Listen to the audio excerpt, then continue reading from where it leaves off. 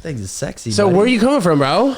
Coming from Queens, my guy. I live over in Queens. I live in Astoria. You ever go over there? Okay, nice. Yeah, man. You know, I was homeschooled for 9th grade tennis. We'll get really into it. I played tennis in 9th grade. I had like a private tutor, and I used to go out to the track in Astoria Park like 3 days a week. No joke, like early in the morning. So I'm familiar with Astoria, just taking the NRW all the way out there. Well, over there on Randall's Island, they have a tennis complex over there. Did you ever play over there? Yes, dude. That's funny you mentioned that. Yeah, I used to play there all the time. Like when they first opened the tennis complex, I was like one of the first juniors to ever play on those courts, actually, like the indoor courts there. Were you pretty good at tennis? I was pretty solid. Like you got the body for tennis. Thank you, bro. So you see behind me, we have all the U.S. Open credentials here. Oh, so you're actually a big fan of like tennis. Like huge fan, dude. Are you from the South? I had no idea. Yeah, you are from the South. From Missouri, bro. Okay, well, technically Midwest South. The school that I was going to would send me homework, would send me the test, or would have me take the test like a couple of days before I left, just like a whole specialized kind of situation.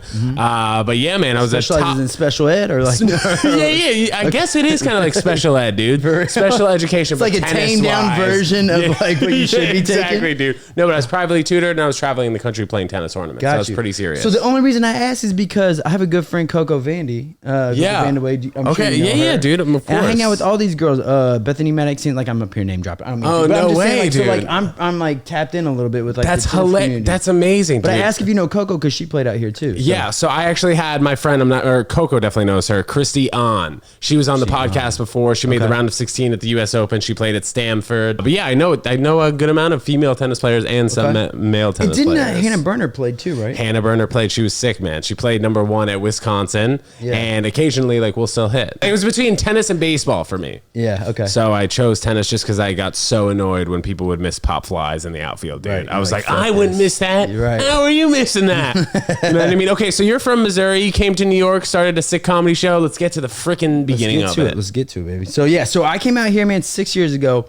I only started comedy 3 years ago, and then we started during the pandemic. So it was weird, right? Because to start during the pandemic meant that like you didn't do the normal open mic scene because. I started a little bit before the pandemic, so I was in the open mic scene, blah, blah, all this stuff. But like then once the pandemic hit, there was no opportunities to do that. So like everybody was starting like these shows and like these outdoor shows. People were doing that shit on the roof.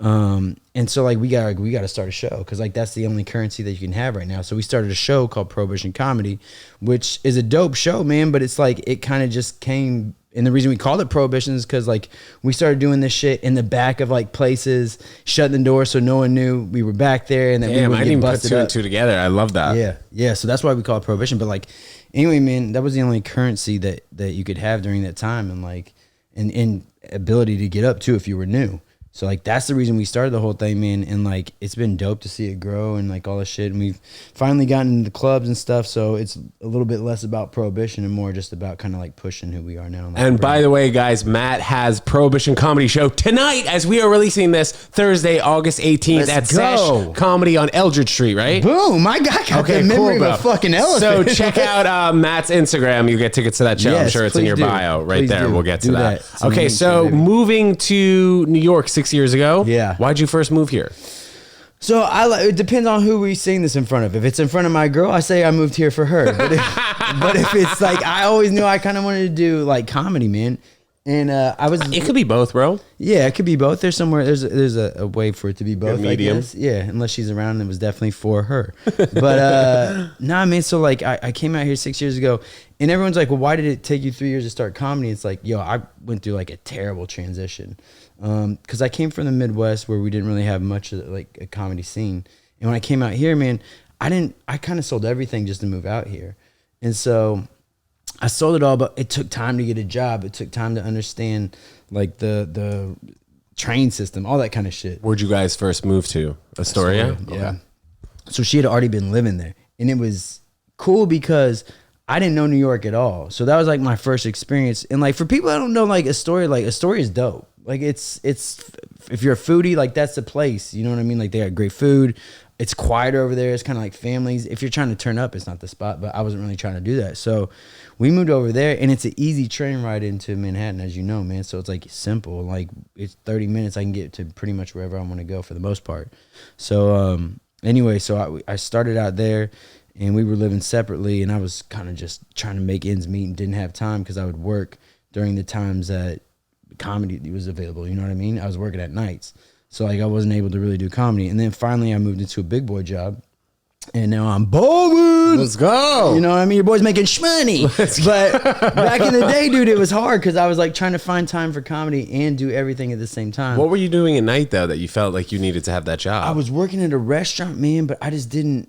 It was so hard to get a job. Like, I don't think people realize this because now it's easy to get a job, especially after the pandemic. Like, no one's really like working like they were or whatever, or it's easier to get a job doing that stuff. It was hard to get a job back then, man. I put in my application all sorts of restaurants. These motherfuckers like, nah, we're good. Did you do restaurant waiting staff, table stuff in Missouri when you were there? Not at all. Not at all. That was the problem. And so like people were like, you don't even have New York experience. I was like, yeah, I don't have any experience at all, let alone New York experience. You went to high school and college in Missouri? So that's the unique thing. So I went to high school and college in Missouri, and like I had a crazy like childhood a little bit. And then I wanted to get it the fuck out as soon as I could. And so then I joined the Air Force, and I went to Air Force boot camp down in San Antonio, Texas. That's dope, dude. Just side note, we played West Point in tennis, and like just the whole atmosphere, the whole atmosphere on that campus. We didn't dominate. We won 4-3, but it was a big win for us, and the whole atmosphere on that campus is crazy. Well, the campus in general is fucking dope. Like, it's awesome. Beautiful. Like, if you look out over it, like it's like scenic, like like you can take some photos. You know what I mean? Like, it's dope. But they all have their own teams. That's another thing. So actually, that's an interesting segue because like that's the reason I went into the Air Force. Was I knew that I was good enough at the time because I was boxing in Missouri, and I knew I was good enough to make the Air Force team. So I ended up making the Air Force team. So for like part of the year, I would be on the Air Force team, and then as soon as the season was over, I would go back to my job. And so I would go back between the two for the most part for like 4 years. And so it was cool, man, because like I feel like I got a little bit of imposter syndrome, though, I will say, because I don't feel like I had the same, because I went in actually too, this is another caveat. I went in when it was actual wartime, like crazy shit was popping off, like 2006. And so I feel like I didn't get the same experience as a lot of people, right? Because they were getting deployed all the time and I wasn't having to really do all that. I did end up getting deployed once, but it was only for 4 months and then they got me back quick. So having a crazy childhood in the Midwest and then going to war, did that seem to be related? Yeah, probably. I mean, you know what it is, bro? It's one of the things where, like, I don't know. What's the alternative, though, too? I'd probably be in prison sucking dick. You know what I mean? I'm too pretty to be in prison. Yeah, so, dude, you got nice hair. Yeah, so I had to do something. You know, you're the same way, bro. Thank you, bro. I got busy hands and a positive attitude. So, like, you know what I mean? It felt like that was the only way out, to be honest. How old were you when you moved over here? And you moved back from Air Force to Missouri? No, so that's another thing. So then I moved, as soon as I got out of the Air Force, I did 4 years. And then I moved out to California for another girl. And we ended up getting married. And so while I was I did that whole thing where, like, you know how they always mess with like military guys because they always get married too quick? I did that shit. I did 9 months. I was 9 months with this girl. You mean in general? Married. That's like a stereotype? Yeah. You ever heard that? No. Oh, yeah. Yeah. Military boys be getting they marry on quick. Well, is that just because like they're so secluded for so long and like so focused on what they have to do that they will? Nah, I mean, that's a good jump point. Into that's commitment. A good point. But the reason I think that most people do it, and maybe I'm just out here lying, but like benefits. Yeah, so you get a lot of benefits. They get like they incentivize it almost. You're gonna move off base. You get more money in your paycheck. All this shit. And so I looked at her because we were cool at the time. I mean, we were dating, but I wouldn't say neither of us knew we weren't ready to get married. And so I was like, yo, you trying to get insurance? Because she would always be like bitching and complaining about not having insurance. And so she was like, yeah. And I was like, let's just get married. How old were you at that time? 23, bro. Whoa. And how old was she? Same age. Was she 23. In the Air Force also? No. She was out of the Air Force. So that's actually the reason I ended up getting out. Because I shouldn't have got out, to be honest with you. I had too good of a thing going. I should have stayed in and just boxed with the team and still continue to like try to make the Olympics. Because that's ultimately the only reason they let you on those teams is they're chasing the Olympics to have like somebody that can basically, you know, give them a little bit of awareness and stuff for what we're doing in the military teams. When did boxing start with you? Good question, man. So I started that when I wanted to do it forever when I was a kid. The only two things I liked growing up were comedy and boxing. That's it. And like, in boxing, they wouldn't let me start it when I was younger because my mom was like, I'm not signing the waiver. So it's like almost like football. Yeah, you ever yeah, hear totally. like people, Yeah, my parents would say that. I mean, if I did grow up in the suburbs, they would have never let me play football. Yeah, fam. So I was like, damn, all right. So then I was like, I had to wait until I was 16 and then started when I was 16. But it was like in Missouri, that was some wild boy shit. And that was also around the same time. Do you remember Fight Club? Yeah, Brad Pitt, Edward Norton. Yes, and that's a great fucking movie. You know what I mean? Great movie. But it inspired us because we're like, oh, you can be poor and do this shit too? Because we were poor white people. So was there also like a high crime rate in the part of Missouri you lived in? Yeah, because it's poor, man. It's like we came from this 900 person city. Like I grew up, there's 900 people in my. What was the name of the? It's called Agency, Missouri, dude. It's that's what you know what I mean? That, dude. Yeah, it's Agency, Missouri, and it's like 45 minutes outside of Kansas City. So like it's, you know, it's one of them things where like we had access to going into a bigger city, but we were secluded. Is it like a Last Chance You vibe? Do you ever see it that is, series? Yo, that's a good, yeah. For those of you guys who have not seen that on ESPN, I think they have 4 seasons. They have 2 basketball, 2 footballs, and they just follow community colleges in places like small communities in Independence, Kansas, and some of these kids have been kicked out of their Division I schools, and like this is like their last chance to make the pro team. I think Cam was on that. Cam Newton. Cam Newton. He played for Biloxi or something like that. Something like that. Before he went to Junior Florida. college. Yes. Before he went to Auburn. Yes. Or no, because he went to Florida first, and then Tim Tebow came in, and that's when he transferred to Auburn. There you go. Yeah. So anyway, that's me. That's my Cam knowledge. But anyway, but yeah, it was kind of like that. Had that same vibe. So you just felt like you needed to get out. Yeah, man. I mean, it was just like, not that I needed to. It was just like, where the fuck was I gonna go? I was gonna fucking backyard brawl people, like, because we used to have 40-year-old dudes that would show up, like someone's uncle would show up and like try to fight us as like high school kids, and we'd be like, all right, fuck it, let's fight him. I actually watched my boy mollywop this 40-year-old man, and I've never been more. What does mollywop mean? Like beat his ass. Oh, okay. Like beat the dog shit. Mollywop this boy tough. Beat the dog shit out of him. And like, I remember being like, because I was young, he was a senior when he did it. I was a sophomore. I remember like, oh, it was like that Friday movie. Yeah. Damn. What did a lot of kids from your high school end up doing? Man, Are they still there? I don't know. Yeah, I mean, I think so. I still keep in touch with some people, and they're all still kind of in the area.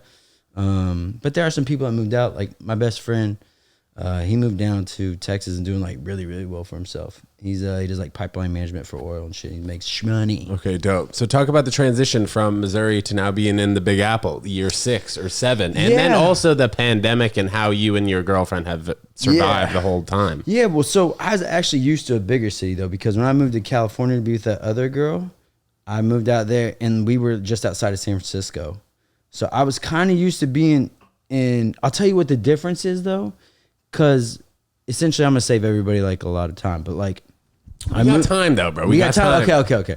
So I move out to San Francisco, and I'm with this girl. Doesn't work out, but I spent 4 years out there, but it's a lax lifestyle. You know how California is, which is dope. And like, so then I moved back to actually Omaha, Nebraska, after we split up. Why'd you move there?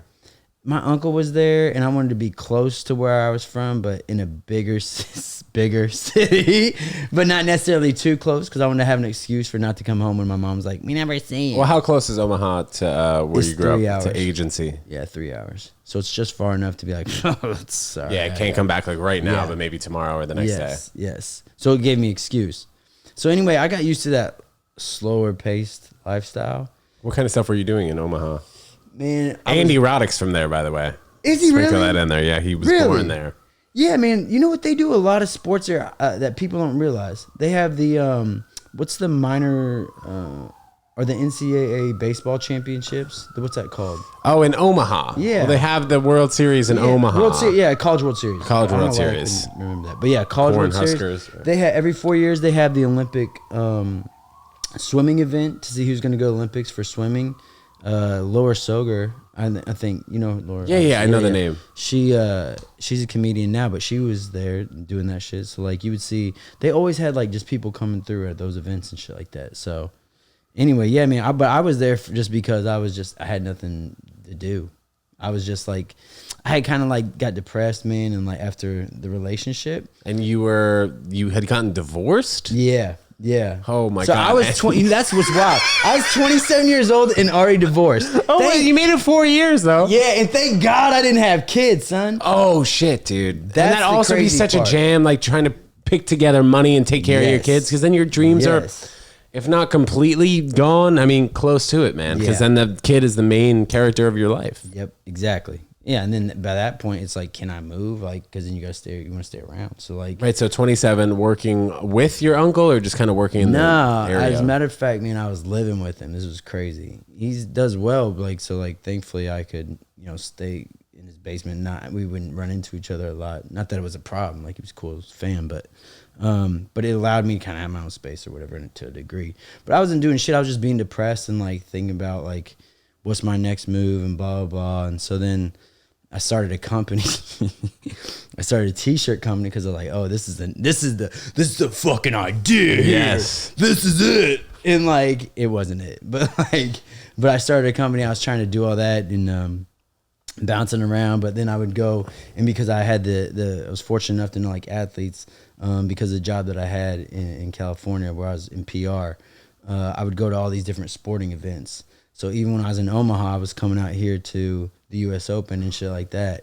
And so it was cool, man. But like, thank God I met my girl. But were you giving athletes like t-shirts? How did this t-shirt company start? Yeah, so I tried to basically go the Damon John route. You know what I mean? You know how like... Yeah, FUBU. Yeah, FUBU. I don't know if anyone knows, but FUBU was dope, bro. But like for like a hot 2 years. But like, it was dope for a sec. But like what he did basically, he was like just capitalize on all his connections. And he'd be like, go up to rappers in New York and just be like, throw this shirt on. And then he'd take a picture with them and then he'd use that for marketing. I just did the same thing. I would go up to all these athletes, even if I didn't know them, I'd be like, yo, bro, tell them the backstory about the company, blah, blah, blah.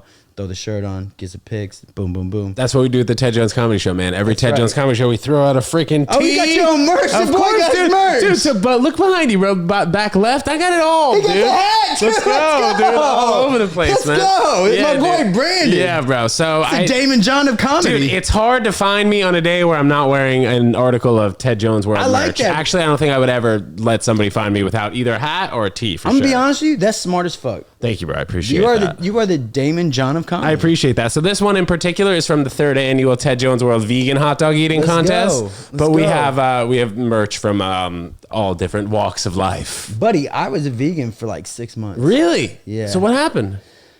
And when? I didn't do it the right way. Okay. I just cut out everything and was just eating straight vegetables and shit. And you got pretty fit though, I imagine. I got pretty skinny, which as you can imagine is not a good look for me. So like, especially since I'm already built like a 14-year-old girl. Were you in New York though when you went vegan for 6 months? No, I was in Omaha at this time. Oh, dude, that had to have been so hard. Yeah, it was really tough. Yeah, because like even the restaurants were like, bro, what the hell? This you don't want steak. Look at this pussy over here. Goddamn fish. Hey, show him the girl section. Like,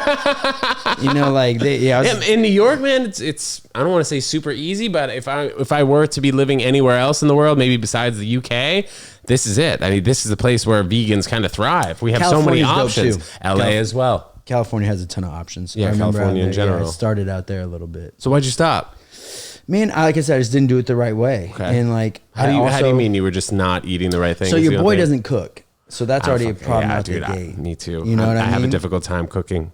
It's not a difficult time. We just don't want to put effort. I don't want to. I'm more of like a preparer. So I'll crack open a can of beans and chickpeas and put it in a bowl with hot sauce, and there's my $3.50 dinner. I have no problem doing that. Exactly. So I was the same way. I was lazy, and I was like, this shit don't taste good. And it's not that vegan food can't taste good, because now I've gone to restaurants and shit. I'm like, this shit is delicious. Fire. Yes. And it was dope. Like I love this shit, but like I just didn't take the time to prepare it in a way it should have. So I hated what I was eating, or I was then ordering out way too much to like the 2 restaurants that could somehow make vegan food there. So this was in Omaha like 6 or 7 years ago? Yeah. I would go back. Yeah, man. I think it's a lot easier. I mean, now to pull out just your consider vegan the glizzy right now, and I'll go back right now. Yeah, literally. I mean, I have vegan glizzies in the fridge. Really? But no, yeah. I was talking about about my Johnson. I'll take a bite. Your boy's 48%. All right.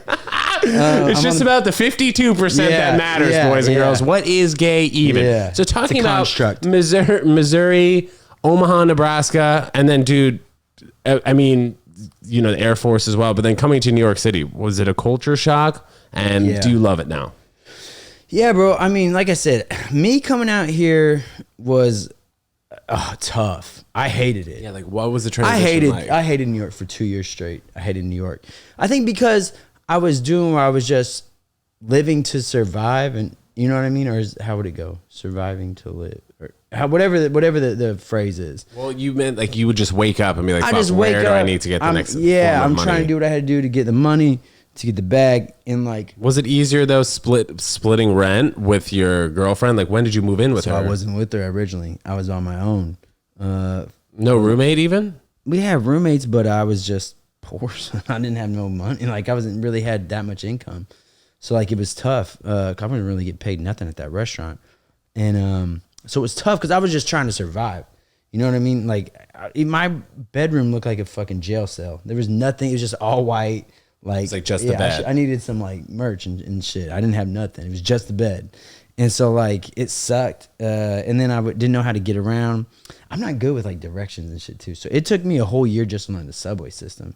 That's how sad I am. Like, well, it's gotten easier though with cell phones. And when you first moved here, it was definitely tough. Yeah, but I had the app, but I didn't understand like all the shit. Yeah. So, but anyway, I figured it out. And then after 2 years, stuff started kind of falling in place and clicking, but I hated it. How many times did you think about just breaking your lease and going home, being like, Mom, Dad, I am out of here? Yeah, not really. Man, I was just like, I committed to this. I got to stay the course. And so what was the course though? Is find any way to do something more than just survive, and like try to find in what are New like York some like City. Applicable steps to like getting the stuff I actually want to do, and like actually doing it. At that point in the first 2 years, you know that you wanted to do something in comedy. It was just kind of figuring out your way. For sure. I was like trying to figure out like what the scene was, who was the players, like all that shit. So did you go out a little bit? Like I didn't have much time, but I would go to clubs and I would see the people that were performing. And like, even you only see on TV, you only see such a small percentage of comedians. And it's not until like you actually go in the club, you're like, oh, this person's dope. I never heard of this person. And it's New York that gives you that. And it could be someone that's been doing that shit for 12 years. Wednesday at 9 p.m. in Bushwick, Brooklyn on a free show. Yes. So it's like, I was like, oh, okay, like this is a person that hosts shows. This is a person that does stuff. This is the scene. Like, and you kind of, everyone starts out in that scene too. I wouldn't say everyone, but a lot of people start out in that scene where they're trying to figure out where you can get up, just any way to get up, like open mics, you know, Laughing Buddha. Everybody probably knows about Laughing Buddha. All these different things, you know what I mean? Like, what are these ways to get up? And so I did all those after that. I got comfortable for like 2 years or so. Do you remember your first open mic or show? Yeah, dude. Oh my God, I got so many. Listen, I think. If you're a person that is somewhat driven, you're going to put yourself in a position to succeed. But if you're not ready, you're going to fail. And I have some funny stories about just eating dick for like, all right, bro, I'm telling this. I actually never really told this story, not even to many friends. So like, first of all, once I started getting my footing, like I said, I would eat. I mean, everyone eats dick too when you first start because you don't know what the fuck you're doing. You don't know how to construct jokes, all this different stuff. So I don't even know if I know how to do it now. But like, I was like, I sucked, and I was just trying to get up and all this different stuff. But I was like trying to hustle and figure out the scene and who's in it and what's what. And what year was this, by the way? What is it? 2022. This is 2019. Yeah, 2019. And so it's crazy. So the job, I finally got a good job, a decent job, right? And they're trying, this lady that's on the board, she's like, yo, we want to throw a party for one of our head board members down in Florida. And so she's like, and this job was in New York?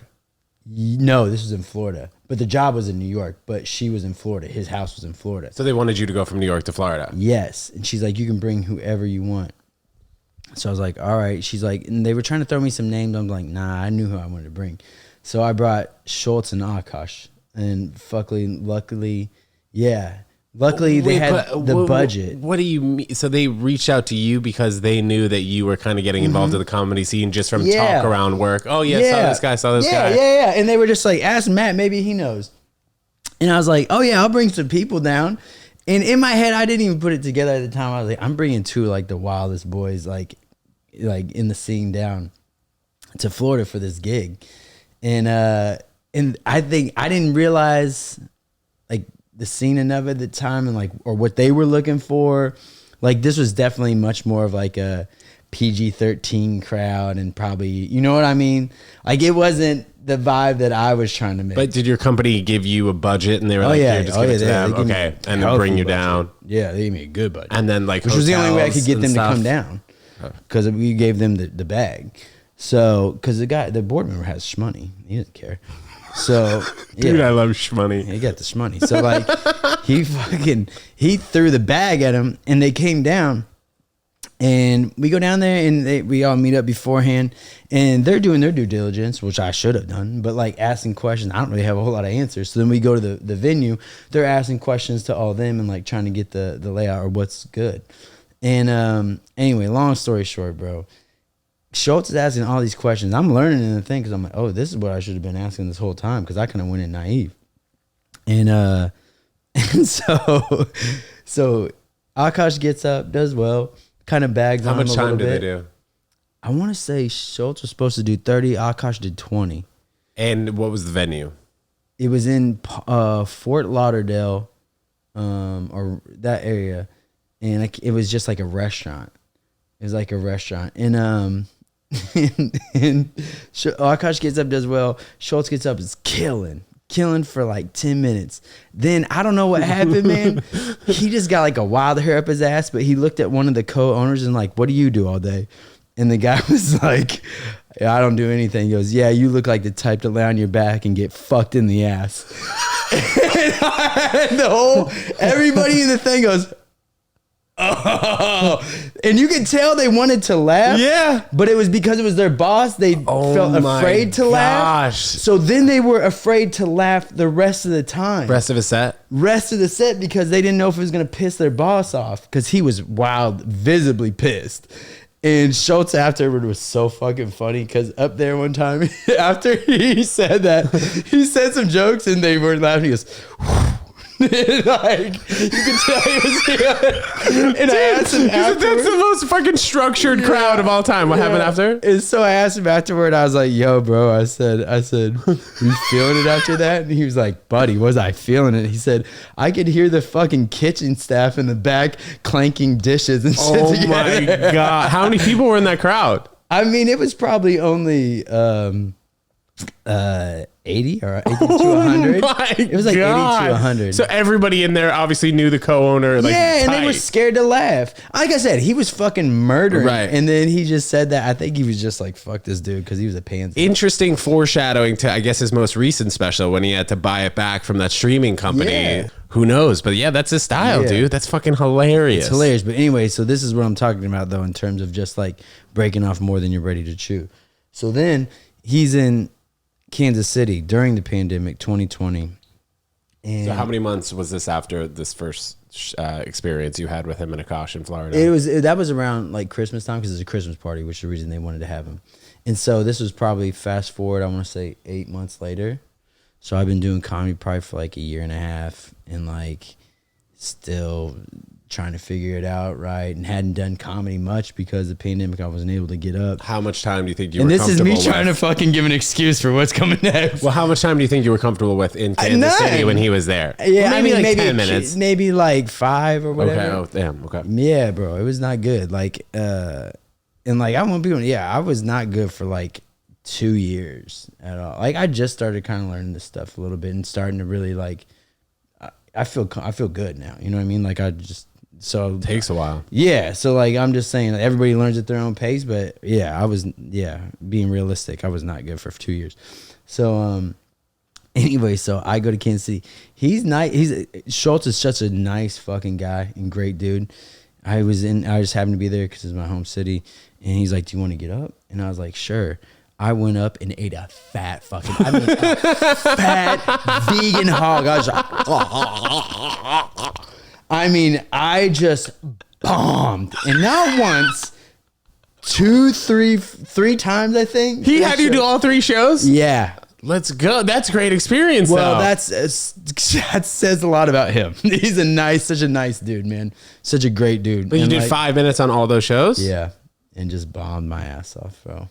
Damn, bro. And it was all because I wasn't ready, man. I was just trying to get up. You know what I mean? But at the same time, it's all because of the connections and how good of a guy apparently you were. Yeah, at the time. it could be that too. Yeah, and like Schultz is just a great dude too. So it's like, yeah, but it taught me a lot in that moment. Like, I can't like. I feel like I've learned a lot where I'm like, I'm not going to do stuff that are pushed to do stuff until someone else wants to co-sign me. Like, you know what I mean? Like, I'm just gonna kid up and just keep trying to be funny, man, and like keep doing my thing and like, you know, and figure this whole game out. But I'm not gonna push too much anymore. By the way, stand by for Matt McCoy on the Ted Jones Comedy Show when we get a date in October, man. Got to get you on, of course. For sure, we'd love to, and I'm definitely gonna do my thing on that. Okay. I just opened actually recently for Danny LaPierre at Caroline's. Okay. This past weekend, it was awesome, man. It was fucking dope, and that was like finally get up there and feel like. I'm like, you know what I mean? Like when you feel like you get good, like you're like, yeah, I can. How much time did you do on that show? 15. How much time are you comfortable with right now? Somebody who's like, all right, Matt, go up there, do your thing. As much time as you're comfortable with. Yeah, I mean, I featured for this dude down in North Carolina and did 30. I would stretch that shit, bro. A little crowd work here. Yeah, I do a lot of crowd work though in general. But so I can kind of stretch whatever I have. But comfortable time, 15. I could do 15 like comfortably. Yeah, but like, I mean, I could do more for sure. I could do 20, 25 if you're adding in crowd work and all this shit. I just feel like, man, like my jokes and shit like that, like I have a hard time writing. I'm just being mad honest on this podcast. Love it too. Yeah, Matt, I have a hard time writing and like connecting things, I feel like, man. Whereas like crowd work, I really feel like in my element and like I'm having fun with it. Did you ever take improv classes? I did, yeah. In New York City? Yeah. At UCB? Not at UCB, this other place, but yeah. So I, March 10th, we were supposed to have our class improv show at UCB. It was a 401 class show. And right after the show, potentially we would go into like the Lloyd teams, which would perform once a week in Hell's Kitchen. So I had been taking improv classes for years. And like right at this specific time, March 15th, we were supposed to have our show. It never happened. UCB got closed down in New York. They may be bringing it back, but as of like that time, they closed it down just because their expenses were through the roof. They couldn't keep it open. Yeah. So at that point, I was like, fuck, I need to get more stage time. And it kind of got to a point where once things were coming back to normal, maybe like it was probably around like 13 months or so, 13 or 14 months, that May of 2020, I think that was the year. That's when we had the first Ted Jones Comedy Show at Asylum. So like you were saying, that was really like one of the only ways to like start getting a lot of stage time, have something to offer to comedians. Right. And that was like when I made the kind of full transition from just doing improv and a little bit of stand up to like doing stand up full time. Okay. So you were more of an improv guy. I was, bro. Yeah, I was. Is UCB I loved still improv. Even around? In LA it is, and I hear that they might be bringing it back to New York City, but I'm not 100% sure. That's what that sign on my refrigerator is. It says the Herald there. Yeah. So just kind of like the structure of it. But improv in the city is hard to find now, and good improv, man. I'm not sure if you've like seen like a good improv show. Yeah, like Second City. In Chicago. Man, they're so freaking funny, like so good. You know, like there's something to be said for bad improv. It can be really bad, but like when I see good improv, like I die just at the simplest things, you know, like people are just thinking about how they would legitimately act if something like this simple would happen in your life. And I just die from that sort of thing. And a lot of actors do that, right? Yeah.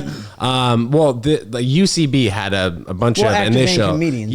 But I think it's a great muscle and a great tool. You talk about doing crowd work. Like that's some of the best thing you could do. You know, if something's not working, your jokes, you're hammering for 10 minutes is not working. Okay, let's take a 2 to 4 minute break, do some crowd work, boom, crowd's back. But yeah, it's super valuable, as I'm sure you know. For sure. Yeah, man. But do you feel like you've gotten that muscle from UCB that you feel comfortable doing crowd work? I think that it's gotten me to a point, or it did get me to a point where I was just super comfortable on stage, and I really didn't I don't want to say care how the audience was reacting, but I just kind of had like okay, I know exactly what I'm going to do. If something's not working, I know how I'm going to transition. If that's not working, I know how to transition. So just being comfortable and not being afraid to eat a dick, as we've been talking about, because it happens to everyone. Yeah. Yeah, for sure, man. And honestly, like, like there's a thing that I always say about comedy, because I would liken it to boxing a little bit, where like when I first started boxing, everything felt like it was like 180 miles an hour.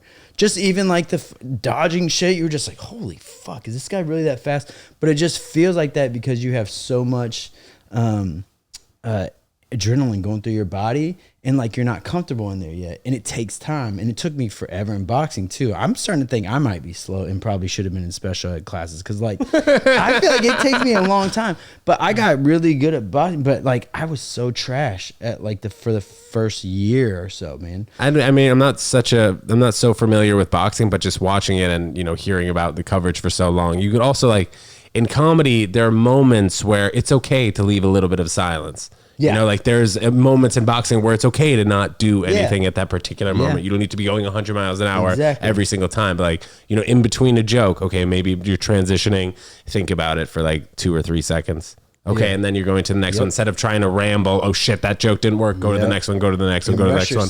But just being comfortable on stage. But it's similar in the essence too of like you being on stage and feeling that adrenaline. And it can seem like it's going so fast, and you have to remind yourself, slow down. Just enjoy this and have fun. And listen to that laugh. Let it come out a little bit. But it takes time to get relaxed anyway. It does. It really does. So what's been your highlight? Would you say that maybe opening for Andrew in Kansas City was one of your highlights? No, but that was a few years ago. Ate a fat. No, that's definitely not it, bro. I mean, I was thankful, and it's a nice awesome opportunity. There, but it's a learning opportunity more than anything. A lesson, not a loss. Yeah, it was a lesson, and so. I would say, honestly, man, probably the most recent one, opening for Danny at Caroline's, because it's the first time I felt like I belonged in that position, and like I was ready for it. And then I think it came out because I did really well. So like it was awesome, man, to like finally feel like you're ready for something, I guess. I don't know if you're ever ready, but I'm so pessimistic. How do you feel about your show, going forward, and how it's been? I think it's been awesome, man. Like I said, I mean, I see you guys have sick lineups. Starting starting in the pandemic, you like finally establish yourself as like a brand or whatever, which takes time. And then for people to know you and fuck with you and like, oh yeah, I'll definitely make room in my schedule to try to be on their show because it's worth it. You know what I mean? But you guys have done it in a number of places from what I've seen, We do it in right? a lot of places, man. We do it in a lot of places, and like I think I wanted to specifically, Kevin and I think, do that because we don't want to feel like we're trapped into any one thing, and that we can move it as we want to, however we want to. That being said, we'd like to find at least a home a little bit, like something like a monthly somewhere, but it just hasn't, the right opportunity hasn't come about yet. But we've had some cool opportunities. Like we had a show at New York Comedy Club recently that was great. We had some Gotham comedy shows that were great. That one at Sesh that we talked about, obviously, that's happening today. Yeah, exactly. I mean, it's one of those things where like these are cool places. We just haven't necessarily got in the rhythm of doing it at one. You know what I mean? And not sure we want to, but like it's fun to bop around. It's fun to even also go back into these. We do like bar shows still. We'll have a bar show in Queens at the end of every month. That was the first time I saw you guys. Was that on 3rd Avenue, 28th Street? Yeah, that one was kind of starting to flutter off. Actually, that's the one you came to. That's the worst show we've ever had. That's the worst. What do you mean, attendance-wise? Because we had a good lineup. Yeah, we had a good lineup. We had like 12 people. We had like 12 people in attendance, and it was tough. And that's when we were like, fuck, we got to do something about it. Well, it's also got to be tough, though, to do a high-caliber show like that with a great lineup at a bar. I don't want to say it was just like a normal bar. So this is what happened. We were doing it in that bar for over a year, every week. Every week we did it every Tuesday at that. And so it started with like crazy, like everyone was hyped up, ready to go, and it was still going. And it went really well for probably 6 months straight. But like at the end of the day, I really feel like, just in my opinion, like this stuff was not built for bars. It's built to be in comedy atmospheres and not bars. And that's not taken away from bar shows or anybody who does a bar show, because we still do it. But it to get that, make that magic happen where everyone's killing and like there's low ceilings, and because there's just places that are perfect for comedy. You know what I mean? Like there's the venue, everything. And like to make that and recreate that magic is very hard in a bar. Not saying it's impossible, but it's tough. What are you looking forward to the most? Maybe at the end of the summer or coming in the fall, if you have anything that's coming up. That, man, I got married 2 weeks ago. Oh, let's go. Mazel tov. For the second time. There you go, dude. There you go. Nice, man. Don't worry, boys. Where was it? It was down in North Carolina. Beautiful. Where in North Carolina? My grandmother is from Oxford, North Carolina. Really? Yeah. What home? Where is that at? You don't know where Oxford is? No. I'm not 100% sure where it is, but it's in North Carolina. Maybe is it? I like how he was like, you don't know where Oxford's at? And then I was like, yeah, where's it at? And he was like, well, who's from North Carolina? Your girl? Yeah, is that why you were there? Family lives down there now, okay. but they're from New York originally. So they just moved down there. Know. But Okay. no, it's not a big deal. But like, I was just wondering. He was like, "Oh, you don't know?" You tell me, so I'll make sure that you know. Yeah. No, so they live in Curie Well, that's Beach. exciting. Yeah, dude. So it was dope. So we did it in the Outer Banks, which is kind of. Oh fuck, dude! I've been watching that show. Oh, you yeah, ever watch yeah, that show? yeah. Dude, those kids are great swimmers. Yeah, In the great- beginning of the show, I great guess it's like by a lot of water. Yeah. People have boats and stuff. Yeah, It's like oh, a yeah. main. Dude, I've always kind of fantasized about having a kind of lifestyle like that. Drive your little boat over to your boy's house. It's like Yeah. Venice, Italy type. Because like we have the same thing in Missouri, except for it's poor Oh. people. The Ozarks. The Ozarks. You watch Yeah. that show on Netflix too? Which is very indicative of what the Ozarks is. I love that. Jason Yeah. Bateman, if you guys have never seen that. Or Jason Bateman, if you're watching right now, Yeah. what up? Great Yeah. job in that series, dude. Killed it, boy. But So you yeah. know these tennis players, man, just to jump back to the beginning of the episode, Yeah. through your PR agency that you used to work for in California? No, so I know a bunch of other athletes through that. The tennis players I actually met because one of my friends dated a tennis player. Dude, I love how you say tennis, by the way. That's Yeah, pretty southern. tennis. Tennis. Tennis. Tennis. Tennis. Like up here, we just say tennis, but like all the good players say Yeah, tennis. tennis. All the good players know how to say tennis. Tennis. Tennis. Okay, your boy dated dated Irina Falcone. Canadian. No, maybe she is actually. I don't know. She had a Canadian flag next to her. Dude, she was the #1 junior in the world for Was a she? moment. Yeah, she was Okay. nasty. I Damn. don't know where she is now. She's not playing anymore. Actually. Okay. That's where she's at now. She's making that shmoney and then got out. Now Where she's in is Florida. she? What, teaching? I don't know what they're doing. I don't know. But anyway, so I met Coco through her, and then I met a lot of these other girls through Coco. Just from like practicing with them while they were in Florida? Nah, but they would come. We would hang out at the U.S. Open, like when they come out, we kick it. Or Are you like, going this year? I am. So are you going? I'm trying to figure out when I'm going to go with my vlog camera, dude. I got you, bro. I got you. What do you mean? I'll get you tickets. I was just going to get a day pass. What do you mean? I'll You give me tickets? Yeah, I'll get you tickets. All right, dope, dude. I used to be a hitting partner for a number of. Did you? Yeah, a number of pros. That's why I have those credentials. Guys or there. girls? So I was a hitting partner for Megan Shaughnessy. I'm not sure if you've ever heard of her. Then Christy On for 2 years. I've heard of Christy. Well, I didn't hit with her, but like she gave me her guest pass because we went to high school together. We were good Yeah, friends. But I've spent a ton of time at the U.S. Open, man. I freaking love it. Yeah, it's great, dude. love it. People are having like, don't sleep on that. It's cool. But you know what's even cooler than that? Because I do appreciate tennis now, man. I to be honest with you, I never really. It just wasn't my cup of tea. But now I appreciate it because I see all the hard work and shit that they do. But like, those are cool events. But because of the prestige around them, there's like kind of an air of like you can't party and like be wild. But it's probably tennis has always been like that. Yeah, I think so. And also when you go to the U.S. Open, you kind of have, there's so much going on at that specific event that it's not really like a party and drink Right. type. Like you have a few honey deuces. Yes, and honey then- deuces. Let's go. And then you The go honey around deuces to the fire. courts. So you've been on the scene. I've been on the scene, bro. That shit was my life Yeah. for so long, for so many years, for like a solid, I mean, going from the ages of like 12 to 21 when I stopped playing in college, 9 solid years, all tennis. But and so you have appreciation now. Like I have love it. appreciation, but like it's interesting, man. Like when you see specifically tennis, I just think the environment's weird. And you tell me, like they should make it more. I'm not saying inclusive because it is inclusive to a degree, but like I'm saying more of an event that people want to come to. And so there was this event that Coco played called Tiebreak Tens. You've heard of that? They were doing that over the pandemic, no? They did before the pandemic. It was like slightly, and they did it at Madison Square Garden, and it's cool because they rotate in after you miss a point. Like there's a whole structure to it, but it's like it's interesting, man, and like it's quicker, it's faster pace. Well, I think for one thing's for sure is we do need to change the scoring system. I think that the scoring system's outdated. It's been around since the very beginning of time, but it's difficult for people to learn how to pay attention and watch tennis on the TV. You'll see that it'll say 5-1 and then like 2-love, and people are like, wait, what? I thought there were 6 games in a set. No, the 2-love means he's up 2 sets to love, and 5-1 in this set. See, it took me a minute to understand too, bro. It's tough. You definitely have to be a tennis player, and then the cross-court serve. I mean, the rules of the actual game of playing tennis, I don't think needs to change, but the scoring and having some fan kind of people understanding and having fan appreciation, people who really understand the game. Well, honestly, you know what's cool though too is like if you do go to some of these other events, man, they are dope. Like I went down to the one in Miami. What's it called? Miami Open, maybe. I was at that one too. Well, did you go to the one at the Hard Rock Stadium or the one in Key Biscayne? Key Biscayne. That's the one I went to. So that is dope. A fire one, bro. That's cool. That's Crandon more of a party. Park Tennis Center. Yeah, people were partying at that one. I'm like, it's all right, Miami too. Yeah. That I fucked with more. But it's crazy because when I went there, that's when I really realized how much money's in tennis too. Like all the sponsors, like Ferrari, like. But if you're playing in those tournaments, and that's so that's if you're top 150 in the world. If you're 200 in the world, you're breaking even, barely breaking even.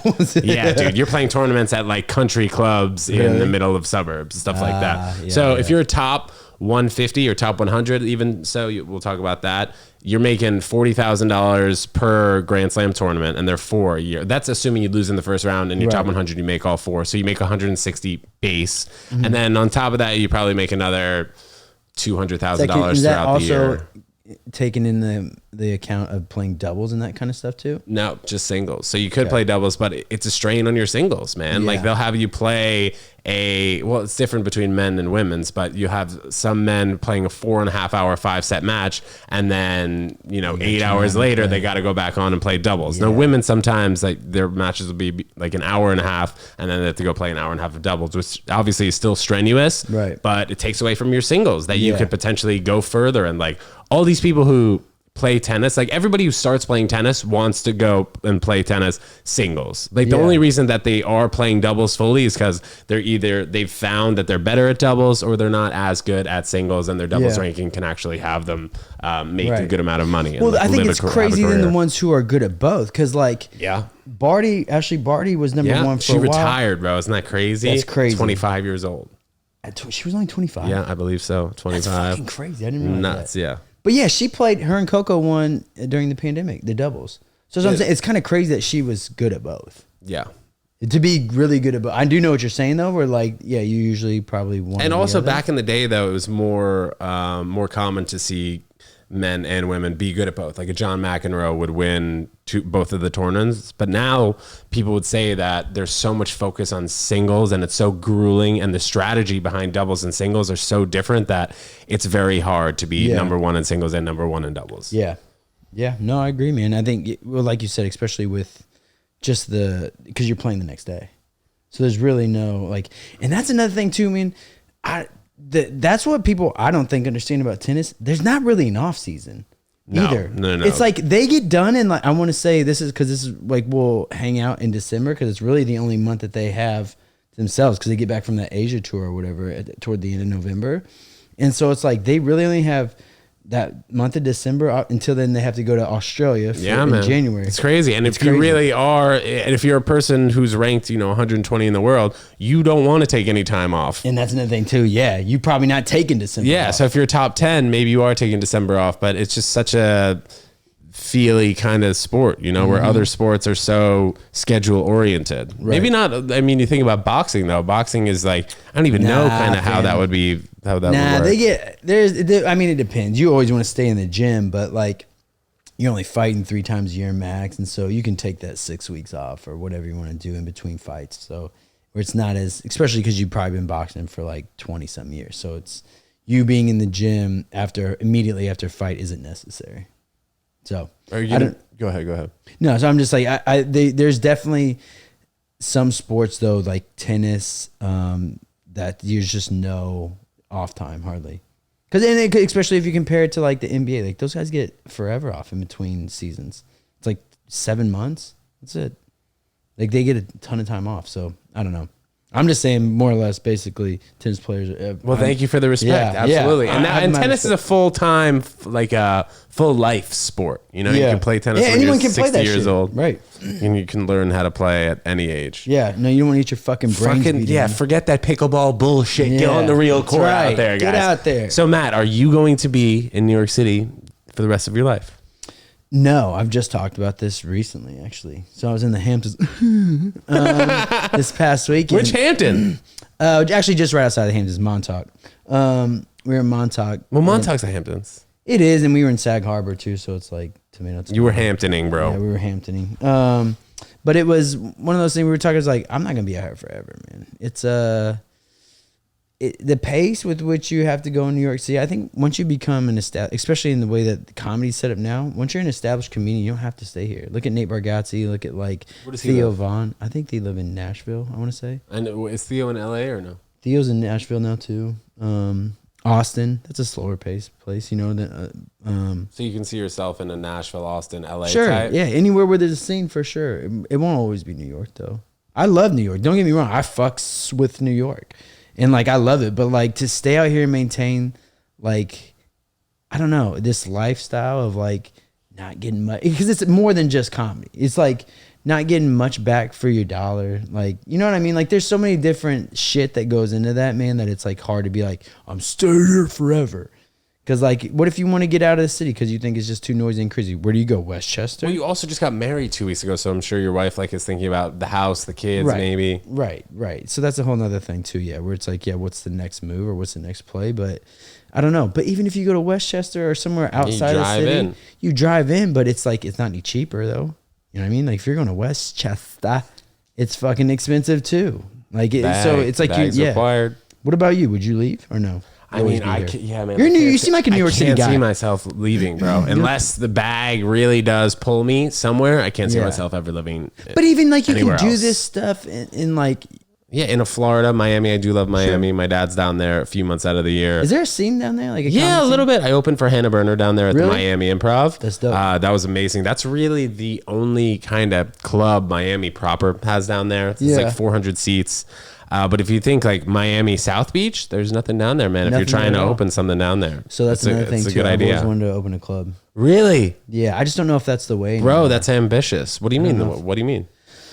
I don't know if we're doing like the forecasting of the future. I just don't know if that's the vibe anymore, or where you can really. I think if you open it in a market where it's asking for it, like a Miami, where people go down there and they don't have a place to let loose and laugh. The only thing to do in Miami is go to the beach and drink. You know, like sometimes people would get sick of doing that, I'd say, on a given night. And if you open a 200-seat club in the heart of South Beach, like, bro, you're going to be raking in cake from the food, drinks, I agree, everything. but what do you think about this? So, like, the Miami Marlins have a tough time pulling in attendance. That's a professional sports team that can't bring. I hear what you're saying, but, like, people don't really like baseball that much, man. You know, what do you mean in the best Hispanic market in the world? Hate to say it, but it's not the steroid era anymore, man. You're not seeing Sammy Sosa versus Mark McGwire in Miami Marlins that's another Park. thing. Just let them fucking do it. Yeah, or don't test. You see Fernando Tatis Jr., son of Fernando Tatis, 80-game suspension. Was that what it was for? It was for steroids? Yes, yeah. It was, He took something that apparently... they all fucking say that. Oh, my trainer was giving me this. We don't know what it is. That's what you got to say these days. Yeah. And then also their contracts, I think now there was some talk about how some of these clauses that the owners are putting in, if you don't get this exact batting average, you're going to make X amount of millions of dollars less. But then again, you can take steroids in that contract, get above that, and then you won't get any of your money taken away. So it's a lot of like, it's one of those iffy kind of plays. Yeah. Baseball is tough. I agree with that. I don't even like baseball. I'm only just reiterating that because I was watching the Jeter documentary last night. And what part are you up to, bro? I'm like 4 episodes in. You finished it? I finished it. So I'm not going to say anything. Dude, it's so good. Actually, this is how it ends. No, I mean, we know how it is, but like, it is interesting, man, to like see that him moving to the ownership side of things and stuff. And like, shit, I haven't gotten that part yet. But he started. He was the owner of the Marlins, or like a portion of it. For Are you a Jeter fan? Yeah, I love Jeter. Are you a New York guy? Yeah, you grew up, born and raised here, bro. I was born in Princeton, spent 6 weeks there. Yeah, and moved to New York City. My dad and mom both got jobs in the city when I was young. Let's go. Yeah, man, I like this. No wonder you could never leave, though. See, that's what I mean. This is you. This is your thing. You know what I mean? If like and anywhere else I go, man, it's just, I feel like it's too slow. I'm going to tell you right now, when you go and visit other places, I feel you now, because when I go to places and they don't have like my meal done in a certain amount of time, I'm like, hey, let's fucking go. Let's go. Why are you not open until 4 a.m? Like fucking speed. You know what I mean? Like there's certain things that you get used to out here that are hard to get over when you go to other places. Like, dude, I don't want to have to drive. I don't want to have to hop in my car, be in 30 minutes of traffic to get somewhere that I need to be. Like, I want to be able to hop on the train, look at my phone and be like, okay, I know I will get there in 30 minutes. There's nothing stopping me. Yes. You know, there's no car crash potentially in 4 miles. Like, no, we're getting there in 30 minutes. Or God forbid you want to go out past 11 p.m. in Omaha, Nebraska or somewhere like that. Not possible. Here, you're just getting started. Well, the bars like close at 12 o'clock. Yeah, I mean, it's like get out of here. Maybe 2 a.m. at the most. It's like... it's tough, you know what I mean? So it's like living here, you're afforded those certain things that you can't get other place. Like also during the pandemic, seamless, all that shit. You know, they weren't doing that there. So like it's tough, man, because there's so many good things about living here that has to justify that I have to justify giving up by leaving. Favorite thing about New York? Favorite thing about New York? That's a good question. What's my favorite thing about New York? I think it is just how many ways you can do different things. Like you said, if I want to come into the city, subway's delayed, no problem, I'll get an Uber. Oh, Uber's too expensive? No problem, I'll hop on a fucking city bike. Oh, I don't have my pass with me? No problem, I'll take a fucking... You know what I mean? Like there's so many different ways to do everything here, which is great. And it just allows you the opportunity to do whatever you want at any time. It's pure freedom, which is great. And that's why they try to fucking bring you guys down with the two towers, right? Amazing. Matt McCoy, thank you so much for coming on the podcast. Matt, shout out your Instagram. Talk about what you're going to be doing over the next couple of weeks. Get us excited, bro. Ted Jones. Here we go. No. Nah, follow me at @realmatt_McCoy. We'll pop it up right here if you want to hold it. You want to hold it? Hold it with your foot? Yeah. Put it right there, dude. Oh, is that the... Oh, that was too much. Yeah, follow me at @realmatt_McCoy. Also at Prohibition_comedy. And come to the show tonight. I'll put the link. I'll put the link right here. Put the link in the thing. Come out. Appreciate you, Ted Jones. You're the fucking man, bro. You're awesome. Thank you so much, bro. And we'll see you soon. Follow this guy, and we'll see you guys on Monday. Okay? Peace.